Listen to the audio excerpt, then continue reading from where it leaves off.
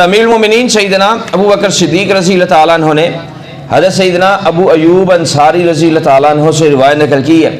فرماتے ہیں کہ حضور پاک صلی اللہ علیہ وآلہ وسلم نے ارشاد فرمایا کہ قیامت کا روز ہوگا تو عرش کے دو بطنوں سے ایک پکارنے والا پکارے گا، اے لوگو، فاطمہ بنت محمد صلی اللہ علیہ وآلہ وسلم کے پل صراط سے گزرنے تک سروں کو بھی جھکائے رکھو، نگاہیں بھی نیچی رکھو.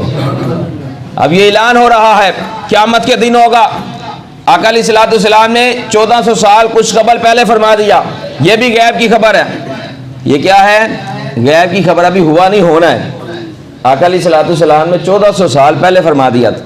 اب کوئی یہ نہیں کہہ سکتا یہ جبرائیل علیہ السلام حاضر ہوئے ہوں اور انہوں نے آ کر عرض کیا ہو یا رسول اللہ صلی اللہ علیہ وسلم ایسا ایسا ہوگا. نا، کہیں جبرائیل علیہ السلام کا ذکر نہیں.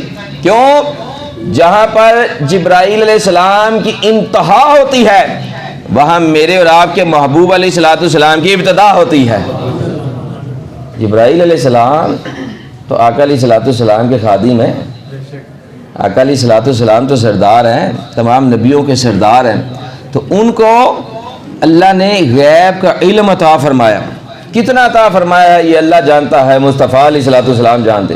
کسی کو کوئی پریشانی نہیں ہونی چاہیے. تو حضور پاک صلی اللہ علیہ وآلہ وسلم نے یہ غیب کی خبر ارشاد فرمائی. صدیق اکبر رضی اللہ عنہ روایت کرتے ہیں آقا علیہ الصلوۃ والسلام نے فرمایا قیامت کے روز منادی اعلان کرے گا، اے لوگو، فاطمہ بنت محمد صلی اللہ علیہ وآلہ وسلم کے گزرنے تک اپنے سروں کو جھکائے رکھو، نگاہیں نیچی رکھو.